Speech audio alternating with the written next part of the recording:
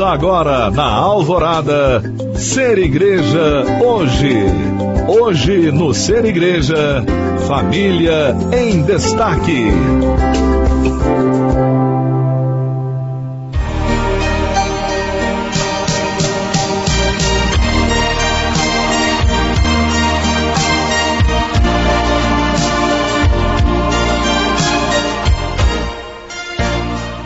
Boa noite, queridos ouvintes, Deus os abençoe. Nós estamos reunidos mais uma vez na presença do Pai, do Filho e do Espírito Santo. Eu, Patrícia, e a minha filha, Maria Helena, tudo bem? Tudo bem. E aí, tá gostando de estar hoje aqui fazendo companhia para sua mãe? Estou. Então tá jóia. O Carlos está de mudança, né? Então ele não pôde estar conosco hoje. Gabriel está em Maringá, trabalhando. Então, como a gente brinca, alguém tem que trabalhar em casa. E o escolhido foi ele, né? Então que Deus o abençoe, marido, você que está nos ouvindo. Hoje também tem bastante gente, né, que pediu um beijo, começando lá de São Paulo, minha família, minha avó, minha mãe, minha tia, meus primos, um grande beijo a vocês. Pessoal do Rio de Janeiro, família do Marcelo, Isabel, pessoal também lá de Brasília. Boa noite, queridos. Um beijo para vocês, Luiz, família, Carmen Silvia e também o pessoal daqui da nossa região de Londrina, né, da Diocese. Um grande abraço para vocês. Então hoje é uma noite, graças a Deus, não muito mais fria, né, Juarez? Tudo bem com você, meu querido? Oi, boa noite, Patrícia, boa noite, Maria Helena, boa noite a todos. Por aqui tudo bem, graças a Deus. Boa noite. Boa noite. Bom, aqui deu uma esquentada. E aí, em Curitiba? Aqui também, hoje ontem até o pessoal estava brincando à noite, estava 5 graus, 7, tá quente, porque antes estava -1, né, então começa a sentir uma coisa interessante, mesmo estando frio, tá quente, tá bom. Pois é, eu cheguei aqui agora na rádio, daí eu trouxe o meu cachecol, meu casaco, né, daí eu falei aqui com o nosso amigo que trabalha conosco, o Carlos, também, outro Carlos, eu falei, vai que, né, de repente, acabando pra mim, começa a nevar, né? Pois é. Mas tá bom, meu querido. Como que foi a semana? Tudo bem? Tudo bem, graças ao bom Deus. Então tá jóia. Bom, pessoal, então como vocês sabem, a Pastoral Familiar, né, aqui em Londrina, nós estamos conversando já faz um tempinho, né, Juarez? Sim. A respeito do novo documento do Papa Francisco, a exortação apostólica pós-sinodal Amoris Laetitia. Então é um documento que fala sobre o amor na família. Então nós vamos dar continuidade, né, da onde nós paramos semana passada, no capítulo 6, né? Isso. Então vamos lá, meu amigo. Ainda dentro do título do acompanhamento nos primeiros anos da vida matrimonial, Sim. Nós estamos lá no parágrafo 221, em que o Papa fala que uma das causas que leva a rupturas matrimoniais é ter expectativas demasiado altas sobre a vida conjugal. Quando se descobre a realidade mais limitada e problemática do que se sonhara, a solução não é pensar imediata e irresponsavelmente na separação, mas assumir o matrimônio como um caminho de amadurecimento onde cada um dos cônjuges é um instrumento de Deus para fazer o outro crescer. É possível a mudança, o crescimento, o desenvolvimento das potencialidades boas que cada um traz dentro de si. Cada matrimônio é uma história de salvação, que bonito essa frase, o que supõe partir de uma fragilidade que, graças ao dom de Deus e a uma resposta criativa e generosa, pouco a pouco vai dando lugar a uma realidade cada vez mais sólida e preciosa. Talvez a maior missão de um homem e de uma mulher no amor seja esta, a de se tornarem um ao outro mais homem e mais mulher. Fazer crescer é ajudar o outro a moldar-se na sua própria identidade, por isso o amor é artesanal. Quando se lê a passagem da Bíblia sobre a criação do homem e da mulher, primeiro vê-se Deus que plasma o homem, lá no Gênesis, no capítulo 2. Depois dá-se conta de que falta alguma coisa essencial e plasma a mulher. E então vê a surpresa do homem. Agora sim, esta sim. E em seguida, quase nos parece ouvir aquele estupendo diálogo no qual o homem e a mulher fazem a mútua descoberta. Com efeito, mesmo nos momentos difíceis, o outro volta a surpreender e abrem-se novas portas para se reencontrar, como se fosse a primeira vez. E em cada nova etapa, tornam a plasmar-se um ao outro. O amor faz com que um espere pelo outro, exercitando a paciência própria de artesão que herdou de Deus. Outro tema interessante dentro das perspectivas pastorais que o Papa trata é a paternidade responsável. Qual o papel da consciência nas decisões sobre a paternidade responsável? A gente vai encontrar isso lá no parágrafo 222. O acompanhamento deve encorajar os esposos a serem generosos na comunicação da vida, em conformidade com o caráter pessoal e humanamente completo do amor conjugal.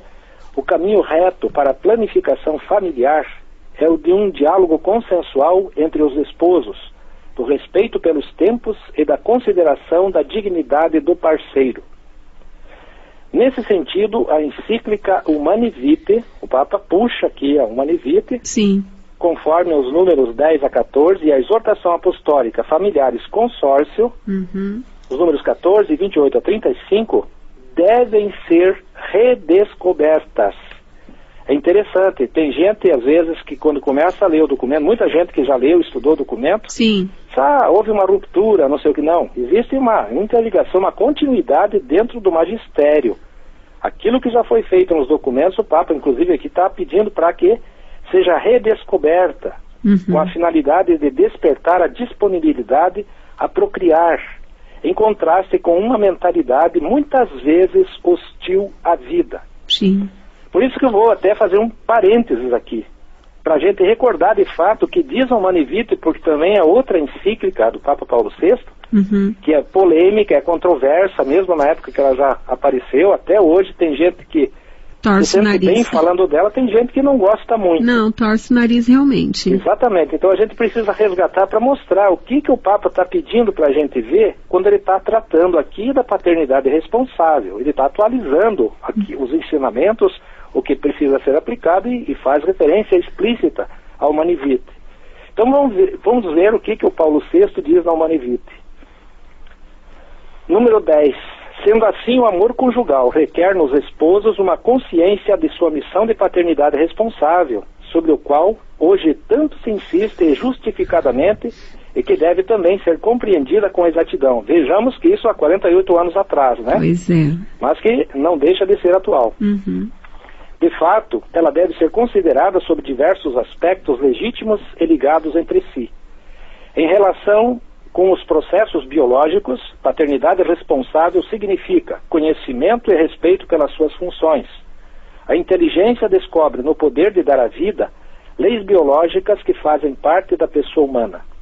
Em relação às tendências do instinto e das paixões, a paternidade responsável significa o necessário domínio que a razão e a vontade devem exercer sobre elas. Em relação às condições físicas, econômicas, psicológicas e sociais, a paternidade responsável exerce-se tanto com a deliberação ponderada e generosa de fazer crescer uma família numerosa, como com a decisão tomada por motivos graves e com respeito pela lei moral de evitar temporariamente ou mesmo por tempo indeterminado um novo nascimento. Paternidade responsável comporta ainda e principalmente uma relação mais profunda com a ordem moral objetiva estabelecida por Deus, de que a consciência reta é intérprete fiel. O exercício responsável da paternidade implica, portanto, que os cônjuges reconheçam plenamente os próprios deveres para com Deus, para consigo próprios, para com a família e para com a sociedade numa justa hierarquia de valores. Na missão de transmitir a vida, eles não são, portanto, livres para procederem a seu próprio bel prazer, como se pudessem determinar de maneira absolutamente autônoma as vias honestas a seguir, mas devem sim conformar o seu agir com a intenção criadora de Deus, expressa na própria natureza do matrimônio e dos seus atos e manifestada pelo ensino constante da Igreja. Veja que é atual. Aqui a gente lendo aqui sente que é atual, e é pregada, e é seguida, lógico, pela própria igreja. Esses atos com os quais os esposos se unem em casta intimidade, através dos quais se transmite a vida humana, são, como recordou o recente concílio, Vaticano II no caso, honestos e dignos, e não deixam de ser legítimos se por causas independentes da vontade dos cônjuges se prevê que vão ser infecundos, pois que permanecem destinados a exprimir e a consolidar a sua união. De fato, como atesta a experiência, não se segue sempre uma nova vida a cada um dos atos conjugais. Deus dispôs com sabedoria leis e ritmos naturais de fecundidade que já por si mesmos distanciam o suceder-se dos nascimentos. Mas chamando a atenção dos homens para a observância das normas da lei natural, interpretada pela sua doutrina constante, a Igreja ensina que qualquer ato matrimonial deve permanecer aberto à transmissão da vida. Aí vem a questão dos dois aspectos, que é o unitivo e o procriador. Sim. Essa doutrina, muitas vezes exposta pelo magistério, está fundada sobre a conexão inseparável que Deus quis e que o homem não pôde alterar por sua iniciativa entre os dois significados do ato conjugal, o significado unitivo e o significado procriador. Na verdade, pela sua estrutura íntima, o ato conjugal, ao mesmo tempo que une profundamente os esposos, torna-os aptos para a geração de novas vidas, segundo leis inscritas no próprio ser do homem e da mulher. Salvaguardando estes dois aspectos essenciais, unitivo e procriador, o ato conjugal conserva integralmente o sentido de amor mútuo e verdadeiro e a sua ordenação para a altíssima vocação do homem para a paternidade. Nós pensamos que os homens do nosso tempo estão particularmente em condições de apreender o caráter profundamente razoável e humano deste princípio fundamental. A questão da fidelidade ao desígnio divino, daí já está lá no parágrafo número 13 da Humanae Vitae. Em boa verdade, justamente se faz notar que um ato conjugal imposto ao próprio cônjuge, sem consideração pelas suas condições e pelos seus desejos legítimos, não é um verdadeiro ato de amor e nega, por isso mesmo, uma exigência da reta ordem moral nas relações entre os esposos. Assim, quem refletir bem deverá reconhecer de igual modo que um ato de amor recíproco que prejudique a disponibilidade para transmitir a vida que Deus Criador de todas as coisas nele inseriu segundo leis particulares, está em contradição com o desígnio constitutivo do casamento e com a vontade do autor da vida humana. Usar deste dom divino, destruindo o seu significado e a sua finalidade, ainda que só parcialmente, é estar em contradição com a natureza do homem, bem como com a da mulher e da sua relação mais íntima. E, por conseguinte, é estar em contradição com o plano de Deus e com a sua vontade. Pelo contrário, usufruir do dom do amor conjugal, respeitando as leis do processo generativo, significa reconhecer-se não árbitros das fontes da vida humana, mas tão somente administradores dos desígnios estabelecidos pelo Criador. De fato, assim como o homem não tem um domínio ilimitado sobre o próprio corpo em geral, também não o tem com particular razão sobre as suas faculdades geradoras, enquanto tais, por motivo da sua ordenação intrínseca para suscitar a vida da qual Deus é princípio. A vida humana é sagrada, recordava João 23. Desde o seu alvorecer compromete diretamente a ação criadora de Deus. Em conformidade com esses pontos essenciais da visão humana e cristã do matrimônio, devemos uma vez mais declarar que absolutamente de excluir como via legítima para a regulação dos nascimentos a interrupção direta do processo generativo já iniciado e, sobretudo, o aborto querido diretamente e procurado, mesmo por razões terapêuticas. É de excluir, de igual modo como o magistério da Igreja repetidamente declarou, a esterilização direta, quer perpétua, quer temporária, tanto do homem como da mulher. Olha só. É ainda de excluir toda ação que, ou em previsão do ato conjugal, ou durante a sua realização, ou também durante o desenvolvimento das suas consequências naturais, se proponha como fim ou como meio tornar impossível a procriação. Não se pode invocar como razões válidas para a justificação dos atos conjugais tornados intencionalmente infecundos ou mal menor, ou o fato de que tais atos constituiriam em todo com os atos fecundos que foram realizados ou que depois se sucederam e que, portanto, compartilhariam da única e idêntica bondade moral dos mesmos. Nossa. Veja que é uma coisa atual que o Papa pediu, disse, vamos resgatar isso, é preciso levar em conta isso quando a gente está falando da paternidade responsável. Na sequência, nós vamos falar da Familiares Consórcio, dar uma pequena, resgatar um pouquinho também da Familiares a respeito disso. Então, daqui a pouquinho a gente retorna, meu povo santo. Até logo. Rádio Alvorada, uma emissora católica que proclama Maria bem-aventurada. Você está ouvindo na Rádio Alvorada, Ser Igreja Hoje.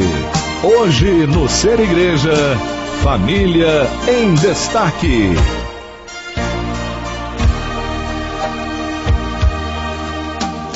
Olá, meus queridos, nós estamos de volta com o programa Ser Igreja Hoje, né? Família em Destaque.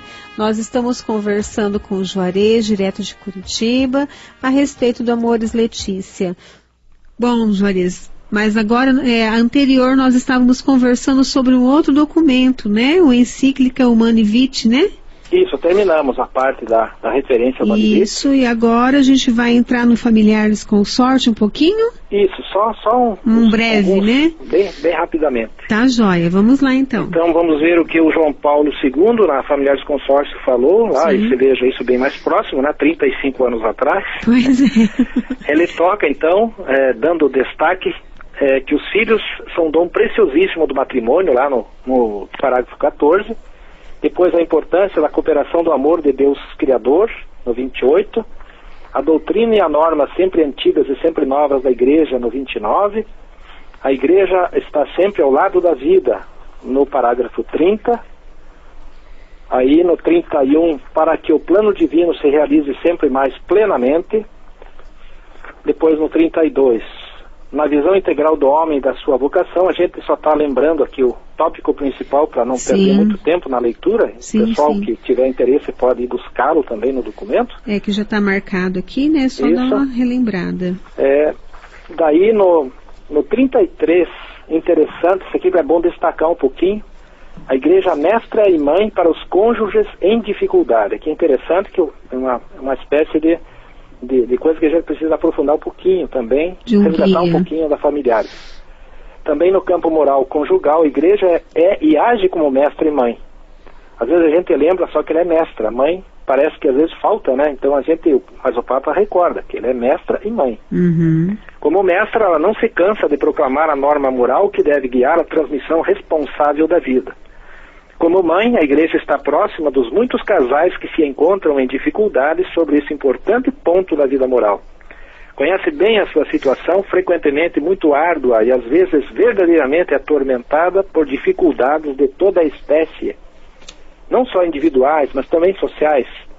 Sabe que muitos cônjuges encontram dificuldades não só para a realização concreta, mas também para a própria compreensão dos valores íncitos na norma moral. Mas é a mesma e única Igreja a ser ao mesmo tempo mestra e mãe. Isso é bom ficar bem claro, por mais que às vezes não fique tão claro assim, né? E daí, o itinerário moral dos esposos, quase terminando aqui, é onde o Papa João Paulo II vai tratar da questão da graduação da lei, que depois vai aparecer lá, nós vamos ver no capítulo 8º, a questão da gradualidade da lei, essas coisas todas que também canônicos. É importante considerar, né? Sim. E daí nos 35, fechando os parágrafos da Familiares, suscitar convicções e oferecer uma ajuda concreta. Diante do problema de uma honesta regulação da natalidade, a comunidade eclesial no tempo presente deve assumir como seu dever suscitar convicções e oferecer uma ajuda concreta a quantos quiserem viver a paternidade e a maternidade de modo verdadeiramente responsável. Nesse campo, enquanto se congratula com os resultados conseguidos pelas investigações científicas de um conhecimento mais preciso dos ritmos de fertilidade feminina e estimula uma mais decisiva e ampla extensão de tais estudos, a Igreja Cristã não pode não solicitar com renovado vigor a responsabilidade de quantos médicos, peritos, conselheiros conjugais, educadores, casais, podem efetivamente ajudar os cônjuges a viver o seu amor com respeito pela estrutura e pelas finalidades do ato conjugal que o exprime. Isso quer dizer um empenho mais vasto, decisivo e sistemático para fazer conhecer, apreciar e aplicar os métodos naturais de regulação da fertilidade. Se o Papa pediu, o Francisco pediu para dar uma olhada, ele está lembrando aqui, ele quase não fala diretamente, mas como já tem tudo, isso já está explícito no próprio magistério, ele pede para que a gente resgate. Lembrem-se, pessoal, os métodos naturais são importantes. Sim. Um testemunho precioso pode e deve ser dado por aqueles esposos que, mediante o comum empenho na continência periódica, chegaram a uma responsabilidade pessoal mais madura em relação ao amor e à vida. Como escrevia Paulo VI, a esses confia o Senhor a tarefa de fazer visível aos homens a santidade e a suavidade da lei que une o amor mútuo dos esposos e a cooperação deles com o amor de Deus, autor da vida.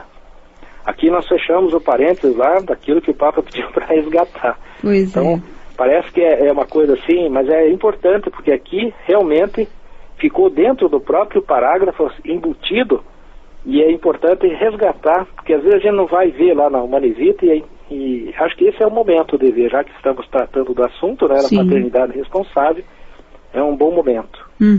Então, fechando o parênteses, voltamos para o parágrafo 222, continuando onde nós tínhamos parado. A escolha responsável da paternidade, maternidade responsável, pressupõe a formação da consciência, que é o centro mais secreto e o santuário do homem, no qual se encontra a sós com Deus, cuja voz se faz ouvir na intimidade do seu ser. Isso é tirado lá da Gaudium et Spes, número 16, mas está dentro do parágrafo 222 da Amoris Laetitia. Isso. Quanto mais os esposos procuram ouvir na sua consciência Deus e os seus mandamentos, deixando-se acompanhar espiritualmente, tanto mais a sua decisão será intimamente livre de um juízo subjetivo e da adequação aos modos de se comportar do seu ambiente. Continua a ser válido o que ficou dito com clareza no Concílio Vaticano II. Os cônjuges, de comum acordo e com esforço comum, formarão retamente a própria consciência, levando em conta o seu bem próprio e o dos filhos já nascidos ou que prevêem virão a nascer, sabendo ver as condições de tempo e da própria situação e tendo finalmente em consideração o bem da comunidade familiar, da sociedade temporal e da própria igreja. São os próprios esposos que, em última instância, devem, diante de Deus, tomar esta decisão. Ou seja, não é a mãe, não é o pai, não é o padrinho, não é o padre, não é ninguém.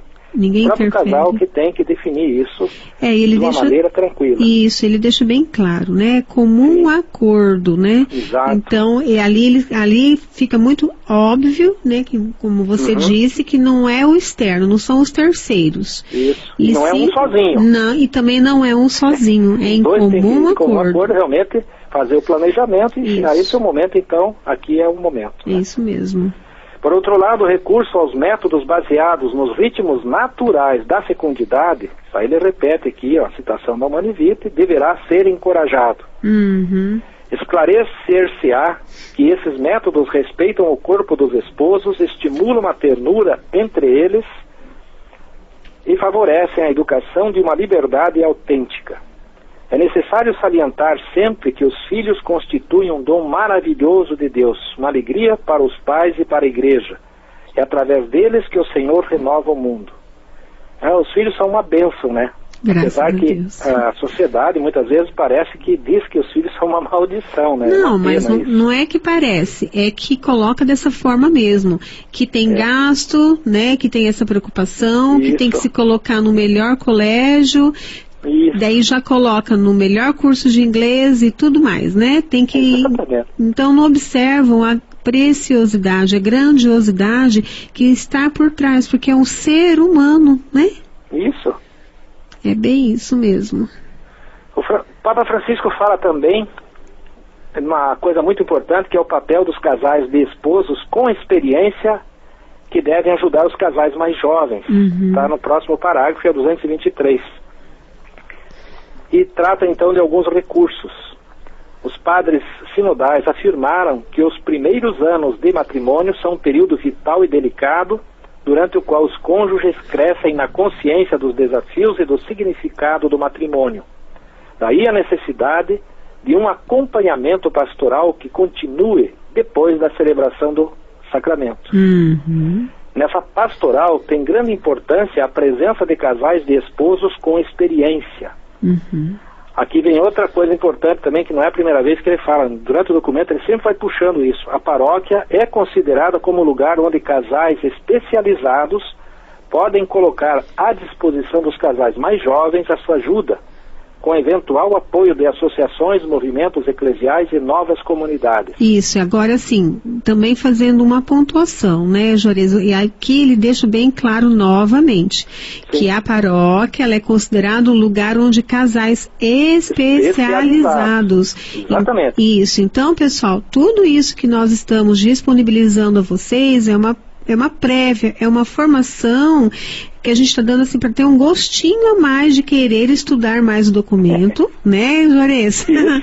Não é? E da gente conseguir tentar essa especialização que o Papa nos pede. Então não é saindo por aí, tipo assim, eu acho, na minha opinião, né? Não é nada disso. Sempre tem que ver o que a igreja pede e orienta para a gente estar dentro daquilo. Eu posso ter minha opinião própria, mas tem que fazer o que a igreja me pede. E a luz do Espírito Santo, né? Também nos guiando, porque não é fácil. Ok. Vamos Vou lá. só terminar então, que já terminou o meu tempo também. É tão rapidinho. Deve-se encorajar os esposos para uma atitude fundamental de acolhimento do grande dom dos filhos. É preciso sublinhar a importância da espiritualidade familiar, da oração, da participação na Eucaristia dominical e animar os cônjuges a reunirem-se regularmente para promoverem o crescimento da vida espiritual e a solidariedade nas exigências concretas da vida. É isso. Então ali, né, só complementando, né, que as missas, né, as práticas devocionais que a gente tem tantas, que agora esse mês de junho a gente vivencia, né, o Sagrado Coração de Jesus, tantas novenas lindas, né, e ali não só o devocional, mas a gente preza muito a Eucaristia, né, bem celebrada, bem participativa, né, que a gente possa desenvolver de fato o entendimento do que é realmente a Eucaristia. E nisso tudo, né, a gente vai aí aprendendo e nos especializando. Com certeza. Então tá, meu querido, olha, muito obrigada mais uma vez pela sua disponibilidade. Obrigada, né, no nome também do nosso bispo Orlando, que ele ficou muito feliz e grato em saber, né, que estamos tendo, né, essa troca de experiência. Tá bom, eu que agradeço a oportunidade. Muito obrigada, Juarez. Boa noite. Okay. Boa noite a todos. Maria, Mãe de Jesus. Presença de amor na programação da Rádio Alvorada. Você está ouvindo na Rádio Alvorada Ser Igreja Hoje. Hoje no Ser Igreja, Família em Destaque. Boa noite, meus queridos, estamos de volta, né? E assim, eu fico com meu coração muito aliviado e tranquilo, né? Dessa missão, dessa conversa que nós temos, né? Toda quarta-feira, essa formação que nós estamos tendo, né? A oportunidade de aprender, de poder ali conversar um pouquinho com vocês. E a riqueza que nós tivemos hoje foram de absolutamente 4 documentos nós conversamos, né?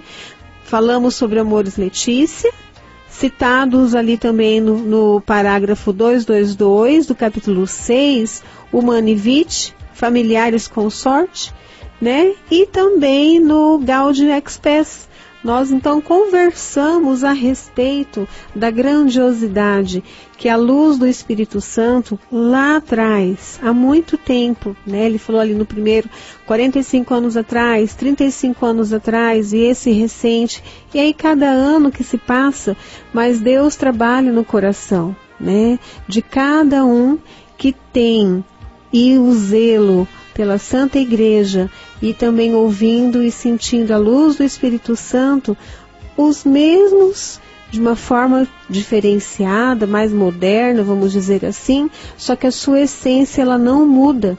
É o cuidado e o zelo pela família, né? Pelo jovem, pela paternidade, pela maternidade. Então, nós temos uma riqueza imensurável em nossas mãos. Então precisamos ter esse olhar, né, amoroso em relação ao nosso aprendizado, nosso crescimento. E como ali o Papa lhe diz, né, e a gente lhe comentou, nós precisamos sim ser especialistas no amor, na misericórdia, na compaixão, no perdão. E este último que eu citei agora, sobre o perdão, que não é muito fácil, né?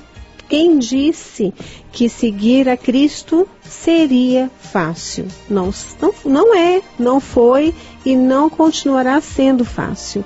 Então, o perdão é uma das atitudes mais difíceis, né, meus queridos, na vida de milhares de pessoas. Tem pessoas que possuem uma facilidade muito grande de perdoar, mas para milhares de pessoas no mundo inteiro é algo muito doloroso, né? E que se vai morrer sem dar ou pedir o perdão.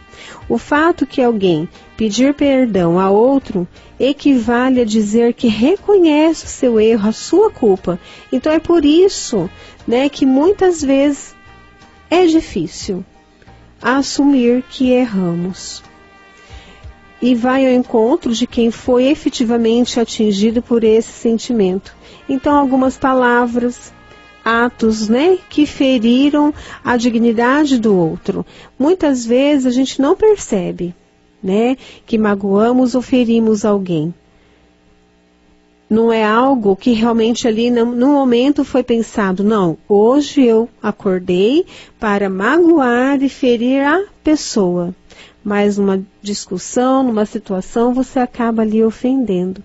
Então, o fato de alguém perdoar também, gente, significa dizer que reconhece sinceramente o arrependimento daquele que vai ao seu encontro, com a disposição de mudar de atitude, né? Então, esse texto, né, que eu vou ler agora, é Dom Genival Saraiva de França.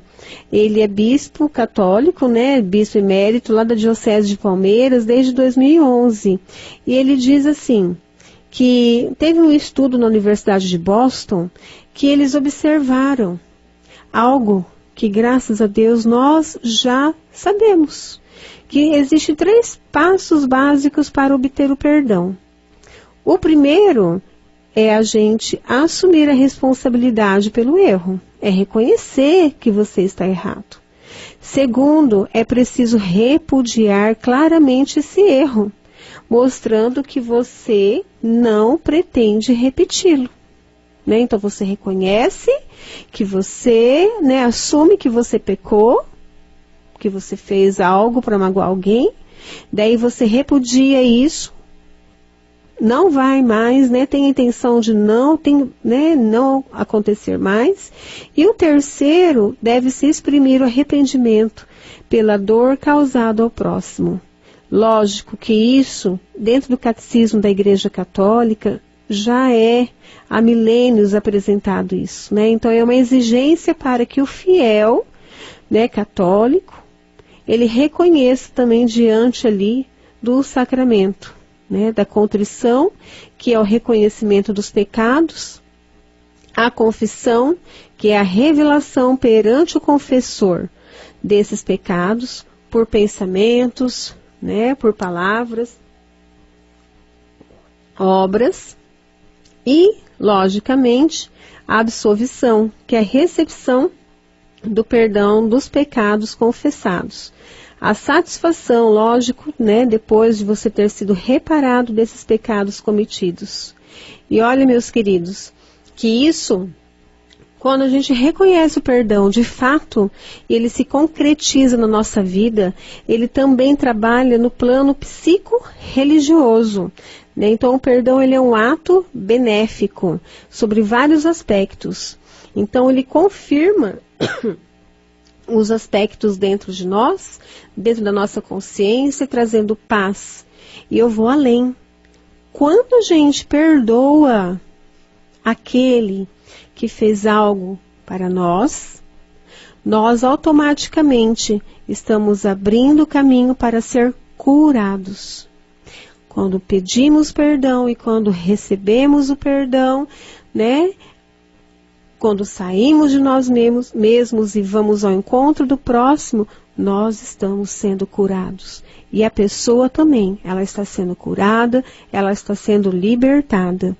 Então, o perdão é sempre benéfico para as pessoas que conseguem refazer a sua história, né? Porque não adianta a gente pedir perdão, falar que mudou, vira as costas e ali faz a mesma coisa. Né? Mas se por acaso isso acontecer na sua vida, ou se já aconteceu, Deus vem com o seu amor, com a sua compaixão e diz novamente, levanta-te, anda. Né? Ele não fala para nós, você caiu, fica aí, não quero mais saber de você. Ele precisa, ele quer precisar de nós sempre, a todo momento. Então, o perdão, como eu disse, ele é benéfico para as pessoas que conseguem refazer a sua história, né? Então, a psicologia, a espiritualidade identifica esses benefícios de perdão para a vida das pessoas. E a melhor linguagem dessa experiência é testemunhada por aquelas pessoas que conseguiram perdoar-se mutuamente. Uma outra questão que a gente precisa abordar é a gente se auto-perdoar. Porque tem coisas que a gente faz, os outros não ficam sabendo, mas que o nosso interior, Deus ali fala, olha, você lembra da qual situação? Então a gente precisa aprender também a se perdoar. Porque a falta de perdão interior, ela acusa, nós não conseguimos dormir bem, aquilo vai fazendo mal, e vira até mesmo uma doença. Então, nós chamamos também, né, de doenças psicossomáticas. Quando a gente tem essa situação de falta de perdão, de rancor, e a gente não consegue trabalhar o perdão. No próximo bloco, nós vamos fazer um momento de oração, e Deus vai nos ajudar a reconciliar com Ele. Rádio Alvorada, a rádio da família. Você está ouvindo na Rádio Alvorada, Ser Igreja Hoje. Hoje no Ser Igreja, família em destaque. Olá, meus queridos, estamos de volta e tendo um bate-papo a respeito do perdão. Né? Um ano maravilhoso, onde também possamos meditar e trabalhar diante da misericórdia de Deus. Né? Um pouco antes do nosso programa, nossa amiga também conversando sobre jejum.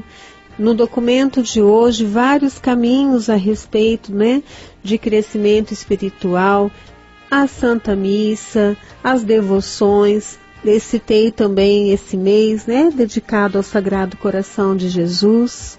Então, meus queridos, o perdão, ele é de fato necessário para as nossas vidas. E hoje eu tive a oportunidade de estar conversando com uma pessoa que me ligou em casa, pedindo oração, né, não querendo citar o nome dela, mas ela está nos ouvindo. Ela está com câncer, com uma fase já terminal, e uma família bem estruturada, graças a Deus em Cristo, mas ela colocando o testemunho de vida em relação à falta de perdão que ela teve em relação ao irmão dela. Eles eram, né, em 4 irmãos, e esse irmão já falecido ela colocou dentro dela, ela não manifestou o perdão, né, de fato, e ali começou a se fechar, e ela acredita que a doença que está levando ela ao encontro, ela fala até do irmão, foi por causa da falta de perdão. Então me tocou profundamente para nós conversarmos sobre isso. E uma coisa ela falou e é verdade, sabe, Patrícia? Antes eu rezava a oração do Pai Nosso como uma decoração, né, decorado, sem entender a fala. E ali eu comecei a perceber, nos momentos que eu estava fazendo os meus exames, ou passando mal em casa, que fala assim: perdoai-nos as nossas dívidas, assim como nós perdoamos os nossos devedores, né? Perdoai os nossos pecados, assim como nós precisamos perdoar. Então, essa oração, Pati, ela tanto é libertadora, como ela também volta contra. Porque eu peço na oração de que, Senhor, me livra, me perdoa, assim como eu perdoo meu próximo. E eu não fiz assim com meu irmão. Então, meus queridos, a gente precisa ter essa consciência de quando rezarmos o Pai Nosso, né? A gente tem que tomar cuidado, vigiar as nossas vidas, porque esse pedido se torna uma autocondenação, né? Então, visto que não perdoarmos, não seremos perdoados também. E neste momento, e a gente observa que Deus, na sua majestade, na sua glória, Ele nos perdoa. E nós também, como miseráveis, mendicantes, negar o perdão de um irmão? Não. Então, se alguém pedir o perdão, esteja aberto a dizer: sim, eu perdoo. Porque o dar o perdão, ele é um ato, ele é um gesto concreto de que você carrega o Senhor no seu peito. Então, é uma realidade divinamente ilustrada na parábola do servo impiedoso, lá do Evangelho de São Mateus. Eu não vou ter muito tempo, mas eu quero que você marque aí. São Mateus, capítulo 18, versículo 23 ao 30. E essa vai ser a lição de casa que eu vou passar para vocês, tá? Vejam o que acontece em relação àquela parábola, né, daquele servo que não foi piedoso. E neste momento eu quero que você feche seus olhos, né, que você se volte ao coração de Deus. Que você possa agora colocar diante da sua fronte o sinal da Santa Cruz. O Pai, o Filho e o Espírito Santo. Que Ele possa estar presente conosco nesta noite, trabalhando no nosso coração o ato do perdão, a nos perdoar, primeiro plano, e também conceder o perdão e receber o perdão. Que possamos ter essa abertura de saber perdoar e dar o perdão. Deus Pai de amor e bondade, que na sua infinita misericórdia acolhe todos os que se aproximam de vós neste momento, Senhor, com o coração arrependido. Acolhei o nosso pedido de perdão, Jesus, por tantas faltas cometidas contra Ti, contra meus irmãos de comunidade, a minha família, o meu esposo, os filhos, a sogra, o sogro, os cunhados. Que o Senhor possa trabalhar esse arrependimento em mim agora, Jesus. E o Senhor, que é mestre da ternura e do amor, que devolveu a vida em plenitude a tantos homens e mulheres imersos no pecado e caminhantes das trevas, conduz-me nos caminhos do perdão. Fortalece minha alma para que eu tenha a humildade de pedir e a misericórdia de saber perdoar.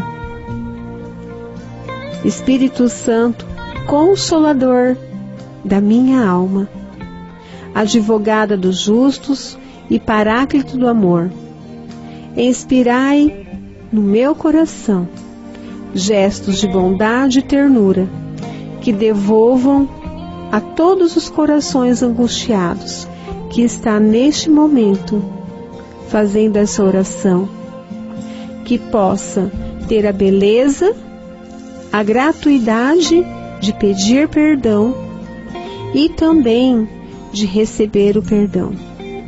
E que a graça da reconciliação possamos encontrar na Santa Missa, quando nós estivermos ali diante de Ti, na hóstia santa consagrada, sendo de fato lavados e perdoados.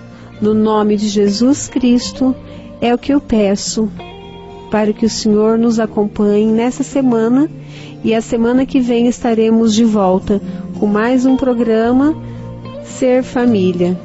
Um beijo, meus queridos, boa noite. Ele foi crucificado, ofendido e humilhado, e aos seus inimigos deu perdão, para que você seja feliz. Você tem que abrir seu coração ao seu inimigo, perdoar. Ouça o que diz esta canção. Veja o exemplo de Jesus, suportando toda a humilhação, mesmo colocado numa cruz. Esse Pai lhes deu seu perdão. Ele foi chicoteado, com espinhos coroado, e mesmo assim abriu seu coração. Rádio Alvorada, emissora que proclama Maria bem-aventurada.